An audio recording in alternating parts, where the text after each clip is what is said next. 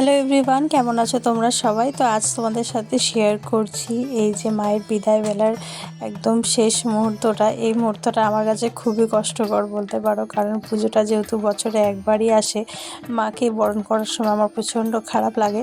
তো যাই হোক, দুপুরবেলায় রেডি হয়ে চলে গেছিলাম আমি, মা, দিদি মিলে মাকে বরণ করতে। তো আমি যেহেতু আমরা মানে অবিবাহিতরা মাকে বরণ করতে নেই, সেহেতু আমি তো বরণ করিনি, মা দিদি করেছিল আর আমি পাশে দাঁড়িয়ে দাঁড়িয়ে দেখছিলাম। তো মা প্রথমে যে রিচুয়ালস থাকে যেভাবে বরণ করতে হয় সেইভাবে মা প্রথমে বরণ করে নিচ্ছে, মা আর দিদি মিলে। আর আমি সেইগুলোই ভিডিও করছিলাম। মাকে প্রথমে ধান দুব্বো দিয়ে বরণ করে, তারপর মাকে জল মিষ্টি খাইয়ে, সিঁদুর দিয়ে, আলতা পরিয়ে, আমিও মাকে আলতা সিঁদুরটা পরাই না, আলতাটা প্রত্যেকবার পরিয়ে দিই। আর মাকে প্রণাম করেছিলাম শেষবারের মতো, মন ভরে দেখছিলাম, কারণ এবার তো দেখতে হলে আবার 1 বছর অপেক্ষা করতে হবে।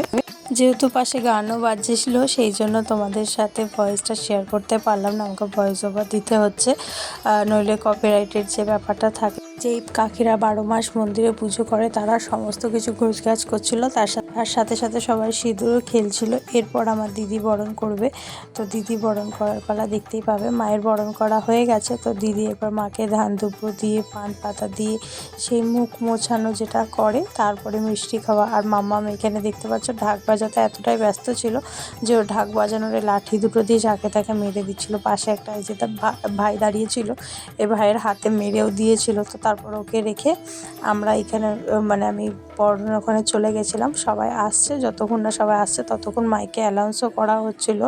আর মাম্মাম তো ঢাক বাজাতে ব্যস্ত। ও যেখানে যে এত বদমাইশি করে যে ওর পিছনে মানে 4 জন 5 জন 10 জন থাকলেও মনে হয় কম পড়ে যায়।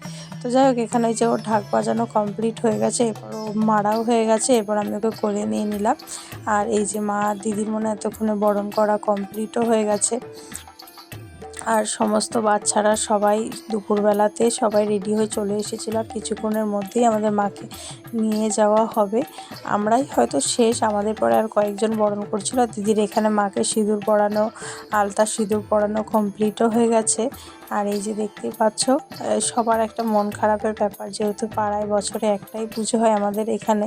তো এই যে সবাই মিলে বরণ করছে, বরণ করে যত রিচুয়াল থাকে সব কিছু কমপ্লিট করেছে। আর এই যে আমার এগুলো বোন হয়, কিন্তু ওই বান্ধবী বলতে পারো কিছুটা।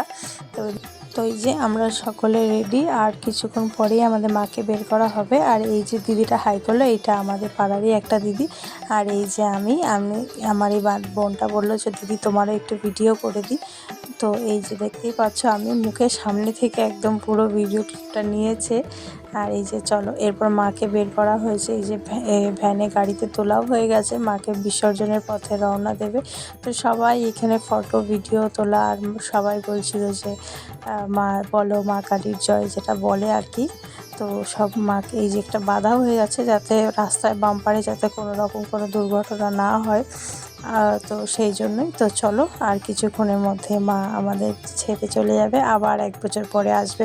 যদিও এতদিনে মা চলে গেছে, কিন্তু ভিডিওগুলো দেখে না এখন পুরো মনে হচ্ছে যে না, এখনও মা আছে সাথেই। তো যাই হোক, এই যে দেখতেই পাচ্ছ বাচ্চারা সবাই মিলে ঢাক বাজাতে বাজাতে আমরা সবাই মিলে যাচ্ছিলাম মাকে বিসর্জন দিতে। আমাদের এখানে এইভাবেই বিসর্জন হয়।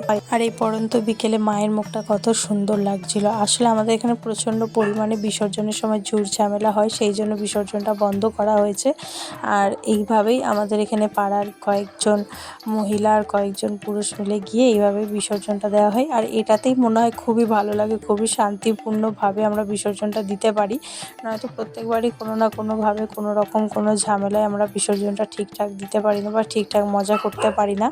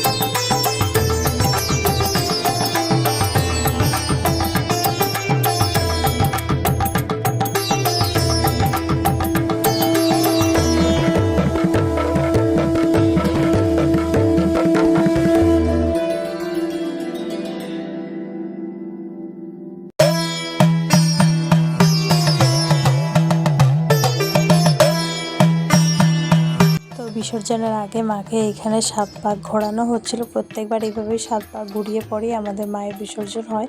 তো 7 পাক ঘোরানো হচ্ছিল, তারপরে মাকে বিসর্জন দেওয়া হবে।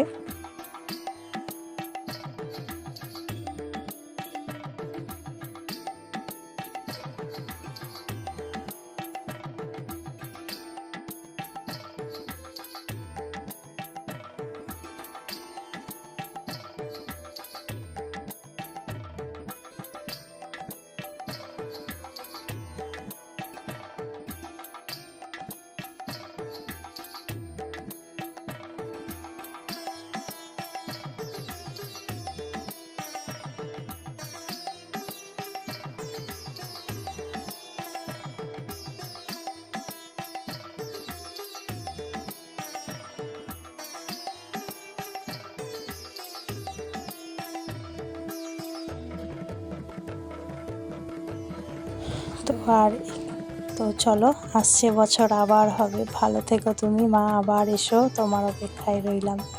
তো এরপরে সবাইকে জল ছিটা দিয়ে তারপর আমরা সবাই বিসর্জন দিয়ে ভ্যানে করে আবার যে যার মতন বাড়ি চলে আসব। তো এই যে দেখতেই পাচ্ছ সবাইকে জল ছিটানো হয়ে গেছে, সব ফাঁকা। এবার মাকে এইখানে কাঠামোটা আবার কিছুদিন পরে নিয়ে যাওয়া হবে।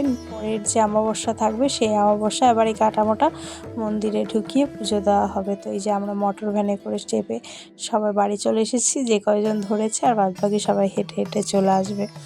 তো এই যে, তো আমরা অনেক দূর পৌঁছেও গেছি। আর খুবই খারাপ লাগছে, কিন্তু তার মধ্যে একটুখানি কোথাও মনটা ভালো ছিল, কারণ কি রাতে আবার ফাংশন ছিল আজকে। কারণ কি আজকে রাতে ফাংশনের পরের দিন ডিজে ছিল, তো সেই জন্য একটু হলেও মনটা কোথাও না কোথাও ভালো ছিল, অতটাও খারাপ লাগেনি। কিন্তু যখন মন্দিরে আসলাম ঘুরে ফিরে, আর মন্দিরে এসে যখন সমস্ত কিছু রয়েছে, কিন্তু মায়ের মানে মায়ের যে প্রতিমা সেটাই নিয়ে, আর মন্দিরটা এরকম ফাঁকা দেখতে কিন্তু একদমই ভালো লাগে না। তোমরা সকলে ভালো থেকো, সুস্থ থেকো, দেখা হবে আবার পরের একটা ভিডিওতে।